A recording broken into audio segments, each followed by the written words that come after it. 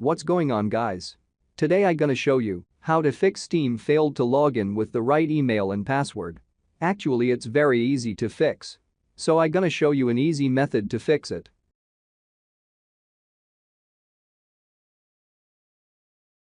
This is my Steam. Here, the account name automatically takes my email. Now if I give my correct password and try to log in. But no, it doesn't work. What's wrong here? Actually, in the account name, you should give your Steam account name, not your email. Let's check. Now I change the account name from email to my Steam name and give the same password. And try to log in. Wow. That's the fix.